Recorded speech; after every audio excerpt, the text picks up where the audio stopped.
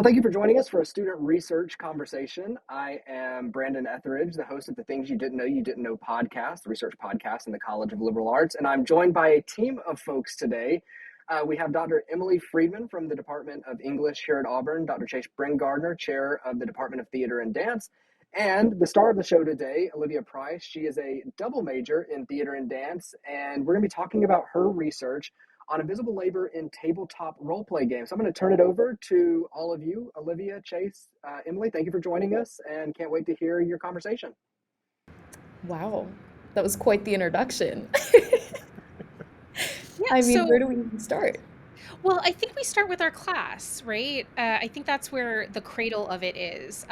Chase and I have been consuming and talking individually about actual plays for years now. This has become part of my research life. And what will be 3 falls ago, right after we returned from remote instruction, I taught my first class on tabletop as storytelling games, as storytelling devices, and Olivia was in that class. That class is now offered every fall. It filled in an hour the first time. And Olivia, I'm really curious, why did you sign up? We've never had that conversation about why you signed up I for that know. class. That's actually a great question. I mean, there are a certain number of different classes that I'm required to take. I'm an English professional and public writing major, um, which is a new-ish program for us. But the outline of our major is basically taking classes on, document design, editing, stuff like that. And we also just kind of get to explore the topics that kind of form us as an individual. And your class was listed as, I don't know, I think it was a TLC. It was technology, literacy, and culture, which are three things that I'm really interested in. I picked it up. I saw that it was about storytelling, and also as a theater major, I was like, I can't fail, right? And that was kind of all for me. I was like, it's about narrative. I'm interested, and I signed up. Well, I think Yeah. it's an interesting thing too to think about in terms of your background within theater and dance going into the sort of your English degree as well. Excuse me, because I think one of the things that I think, and we'll get into this sort of within the research of the project that you've been doing, but I think one of the Yeah. things that sort of primed you, right, for considering this sort of duality of sort of the performance and the sort of all of the stuff that's happening around the performance Yeah. is the context of sort of theatrical performance and the ways I think in which the work that you do within the theater and dance department is both sort of it takes on multiple meanings of what a classroom space can be, right? So it's a Yes. traditional classroom space within, there's desk and a board and a whiteboard and writing all over that, right? But then there's also stages and catwalks and instruments and machines and all of the stuff that sort of intentionally in theater and performance we don't necessarily want our audiences to see. Well, depending on the production, I guess maybe, Yeah. but that there's already a duality in terms of your sort of identity as an artist. So if you could talk just a little bit maybe about how, yes, you've now talked about sort of getting into that class, but like what was it about sort of theater and performance that kind of primed you, and maybe some of the English pieces as well? How did those threads kind of come together in this Yeah. project? Yeah, it was a big synthesis for me. My background is in scenic design and lighting design. So a lot of the way that we explain our work is about building environments, um, the way that I see the world around me, the way that I interpret literature and theatrical texts, and just events that I witness is through what composes those environments. Like what scenic elements are there, what set pieces are there, how is the lighting working to reinforce the way that we experience things, the emotions that we experience as we go through those events. And so that was my primer. That's my foundation for seeing pretty much everything in any class that I take here. So when I took Dr. Friedman's class and I started understanding how tabletop role playing games happen, which we'll go into later, but how those things happen and how they're showcased to different audience groups, I was like, okay, this is just a theatrical event. Like, this is exactly what I study, just in a different department. You know what I mean? So that was kind of the start of it. It's probably a good idea at this point, pretty early on, to define what Yeah. we're talking about when we talk about tabletop role playing games and then actual play more specifically. Olivia, Mhm. do you want to take that away? Oh, I definitely can. It's hard to feel qualified when we're some of the first people that are doing this research for real, and although we've defined it so many times, it's still hard to put words to it. Um, a tabletop role-playing game is a huge nebulous category of entertainment and gameplay. And you'll get a different definition from pretty much every single person that you talk to about it. But it's a game that happens at a table with a group of people. There are different constraints and rules that kind of develop a framework for a game to happen. I hate to do it, but most people are going to recognize Dungeons and Dragons right off the bat. And that's just one under a massive umbrella of different frameworks that exist for playing games, in which you play different roles, become a different character, and different events happen. And then actual play is the environment and situation in which that game comes to life, is produced, is given an audience, is given circumstances, and a production through which it becomes a thing that is seen and witnessed. So that's what I've got. You're welcome to develop on top of that. No, I think that's really beautiful. And I think the way of thinking about this and the way that we experienced it in our class was we moved from games where um, you may not create a character sheet, Mhm. but you're discovering things about character through choices in a 20-minute game like Alex Roberts for the Queen, Mhm. where I think all of the tables ended up massacring the Queen in horrible ways in our class. Yeah. Um, Two more sophisticated games about how do we build a world after the apocalypse, to the kind of high fantasy storytelling games that we associate with something like Dungeons and Dragons.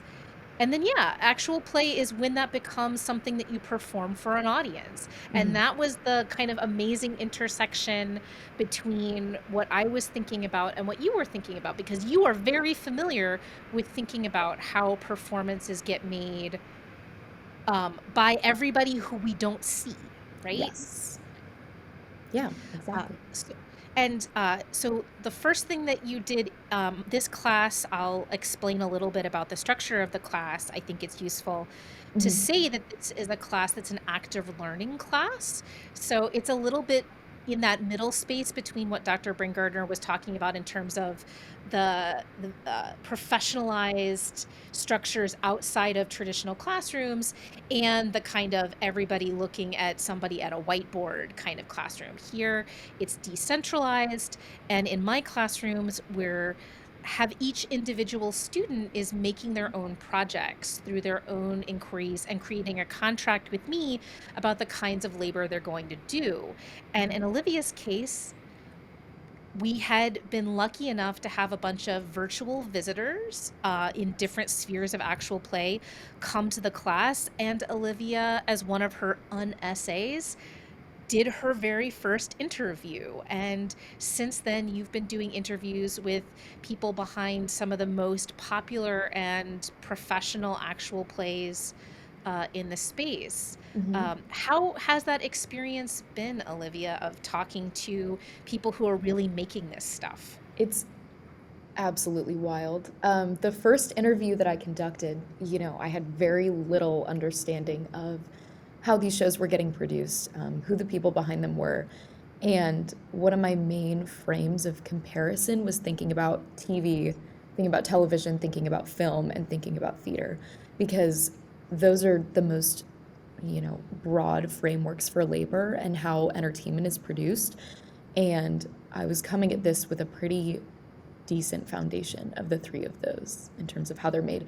And so I was conducting interviews in which I was asking questions about how they were similar, how they were different, making my own inferences on, the similarities between those frameworks.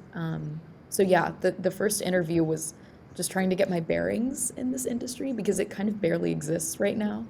Um, and then comparing and contrasting between TV, film, theater, and just taking it from there. So each interview kind of built off of the next one because I was meeting so many different industry professionals who had maybe been a voiceover actor or maybe they had been a TV producer for years and then suddenly they ended up in actual play. Most of them are still working in television, film, theater because actual play isn't kind of standing on its own as a sect of entertainment yet, but it definitely will be soon. Um, And a lot of them just had different perspectives on how entertainment works, how it's produced. And I got to piece all of those together. It's a really interesting mosaic. So yeah. So, like building off of that, I think, and this is sort of goes along with that, what you've just been describing, but what is sort of this extended kind of research project that sort of has come out of this class? What is having that sort of different space and that different approach to research kind of allowed you to experience that you may not have experienced in kind of other uh, environments that you've learned in at your time at Auburn? Yeah.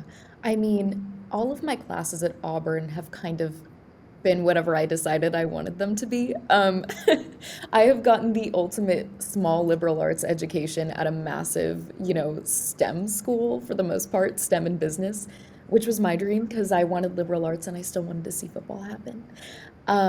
So I've gotten out of it exactly what I've put into it. Most of my classes are pretty small. I am really familiar with all my instructors. And I've always been pretty independent in my coursework. I've been able to kind of just decide what I'm going to write about, decide what my projects are going to be. And my professors are kind enough to let me run with those ideas. Whether they should or shouldn't let me is a different conversation. So I've always been pretty independent on the stuff that I'm working on. And this was just a much bigger expansion of that independence. Both of you have been so good at knowing when to let me go and when to rein me in when I'm working on stuff. And it was all about just trying to make connections in like the real world. I think it's really easy to feel you're in a bubble in college, especially in Auburn, because we have everything we need here. And it was the first time that I had kind of had the chance to explore outside of it and just meet new people and try to understand the world that I'm about to enter into once I graduate, which is terrifying. Um, so that was most of it. And then from there, it was setting up interviews with people who work at all different scales in the entertainment industry. Scheduling was just really, really fun. Trying to get people who are super busy to sit down and talk with me, even though I'm just a student, um, was just another piece of it. But yeah, I don't know. It was just crazy. I loved it. It's been amazing, one, how generous people in this space have been, Hmm. um, but also how many of them have offered Olivia jobs I know it's in the terrifying. which is fabulous and wonderful and an unexpected side effect of this particular research. We should Yeah. say Olivia is originally from Southern California, where a Mhm. lot of the in-studio material is made. So we were able to have you do some site visits as Yeah. well in the course of your research.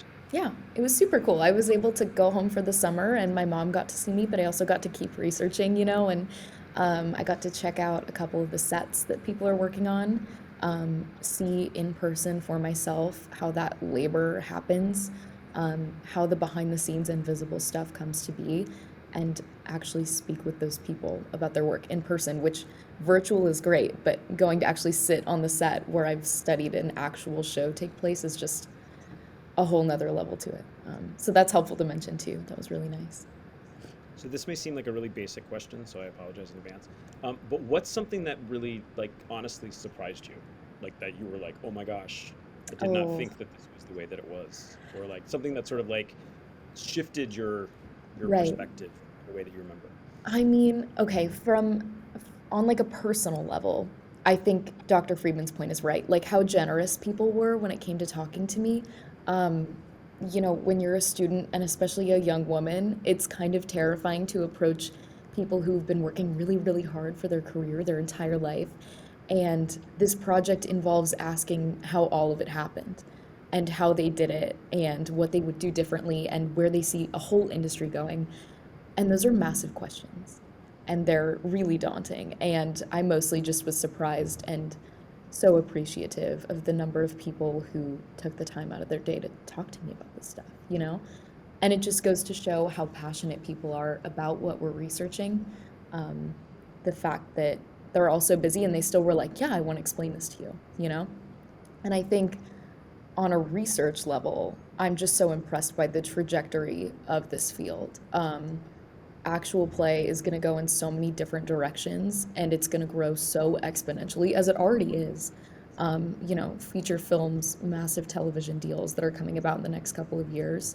I think people are going to be really surprised that they didn't hear about this earlier by the time it, fully submerges in the public's eye and all that. And I So, think it also speaks to both your research and Dr. Friedman's research about sort of the interconnectivity, the mhm. collaborative nature, the networked sort of way in which this field is sort of emerging, which I think it's being reflected in the scholarship, like in the emerging Yes. scholarship that's coming forward, which I think is really exciting. It's exciting to kind of see a field where the work around the field and sort of that's describing the field is mirroring the field in that way and not sort of trying to fit it into something that Mhm. pre-existed, if that makes Exactly. sense.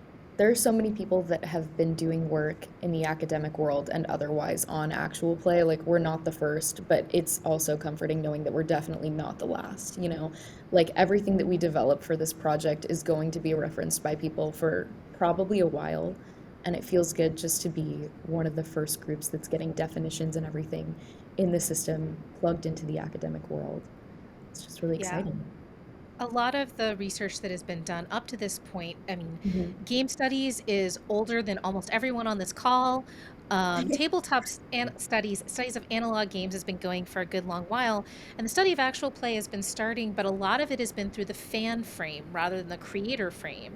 And Yes. so I think one of the exciting things, and one of the things that Olivia and Chase and I talked a lot about, is that there's a reciprocity in our research where the work that we do and the scholarship that we do uh, is something that's cited by the creators when they go to pitch meetings to explain why this is important.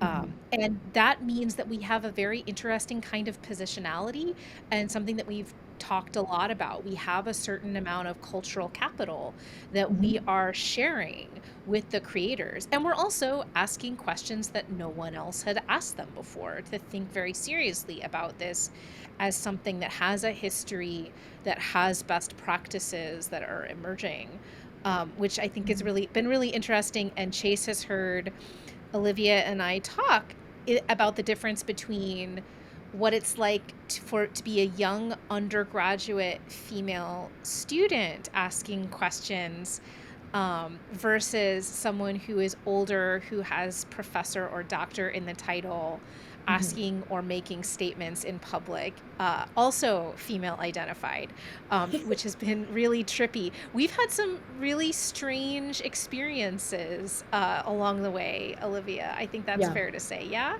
absolutely. That's a fair way to say it. But it's just also so fascinating how all that wraps back to your two degree tracks, Uh-huh. right? When I Hmm. think about sort of like professional writing, and it's just like it just I don't know. I'm amazed at like the ways in which, in ways that I didn't even anticipate, that this project has so beautifully like wed so many of your interests in this Yeah. like amazing I can't think of a metaphor, a tapestry, we'll say. Tapestry. That's the Yeah. one I really want to say. But anyway, that it's come together in this beautiful way that sort of has allowed you, as sort of an undergrad, sort of about to enter out of your, out to graduate and go out to the next stage, has really allowed you to manifest all of these different elements of who you are as a human. Yeah. So that's been really gratifying. It's been poetic. I mean, this was a year-long project. Like, we were so lucky just to get accepted and then to get funding for this in an area that is like barely defined in the academic world. You know what I mean?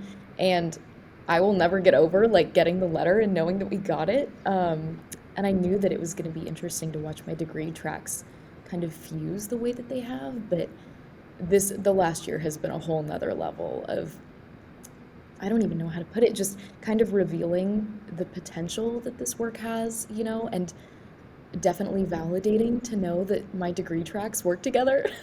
Because I'm going to get that piece of paper in May, and this confirms that I made the right decision. You know what I mean? So just gratifying. I'm just Yeah, lucky. and this is a project and a research relationship that's going to continue after that degree gets put into place. Yeah. Olivia is going to continue to be part of this team. Do we need a cool team name, Olivia? I think we might need a cool team Oh, name. I Um, don't know if that's on the list. We can come up. we've got a new team member. As of yesterday, the undergraduate research fellowship program has awarded another undergraduate research fellowship to a student in the CLA, this time in media studies, who is going to be working on a slice of the actual play ecosystem as Oh my well, which is very gosh. exciting. I know who Yeah. you're talking about. She didn't text me yet.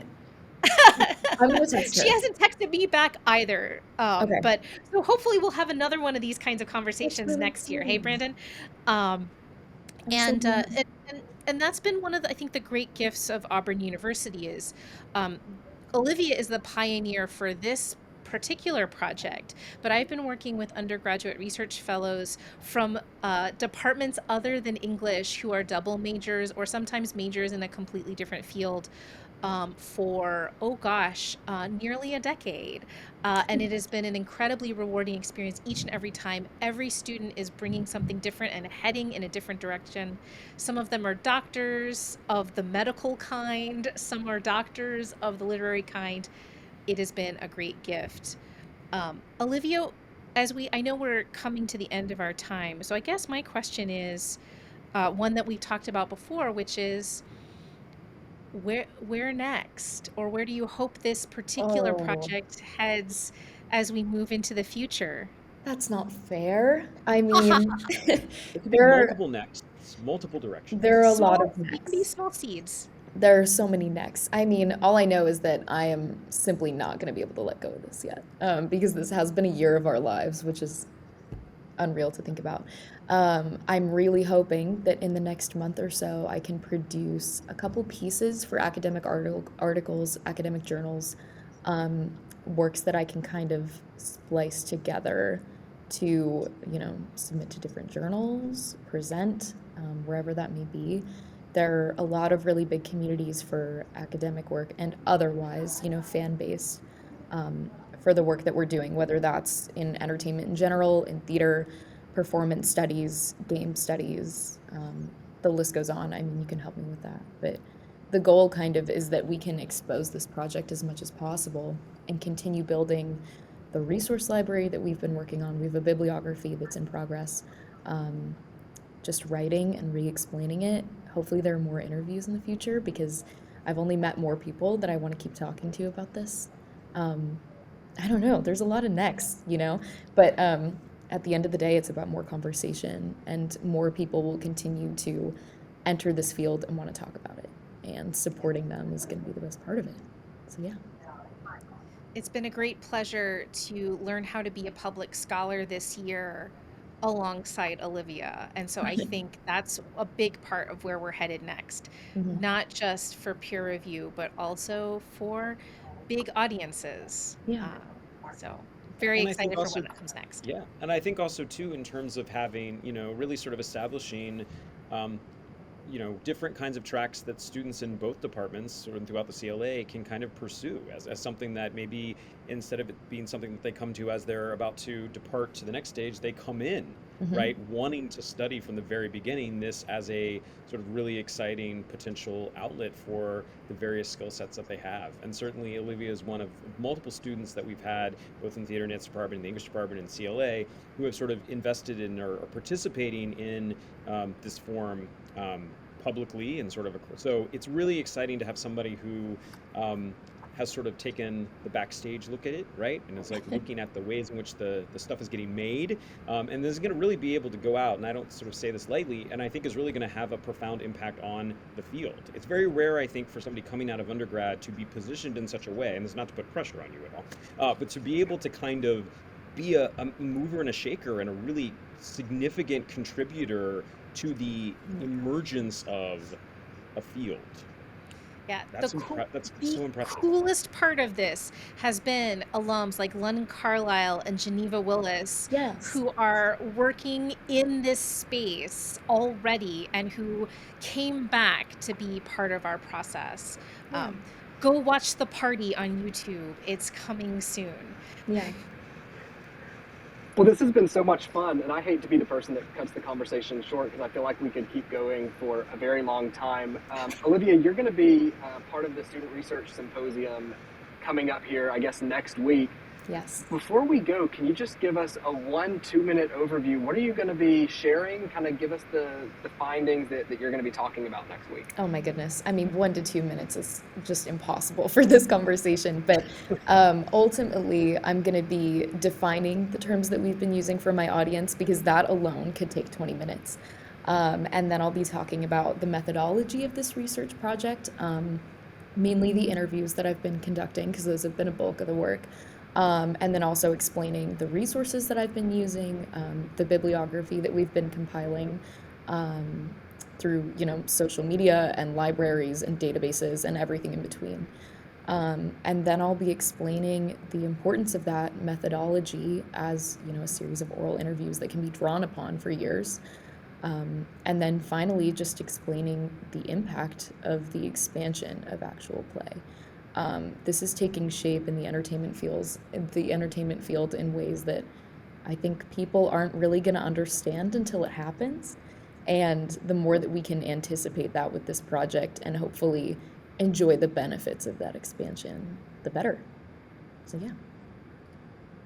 That is awesome. Thank you so much. And I am committing now to having you all back, having this conversation continue, because I think it's been really interesting to watch kind of y'all pioneer this study and this area of study that really no one else is doing. And to kind of see Auburn at the forefront of that and you all leading that has been really, really neat. So we'll definitely have you all back to talk about this more. If you don't already follow them on Twitter, on social media, I know Dr. Friedman might be one of my most active faculty members. I love seeing the work she's doing there. So this has been a great time. Olivia, Dr. Friedman, Dr. Brent Gardner, thank you all so much for spending a few minutes with us. Thank you so much. Pleasure.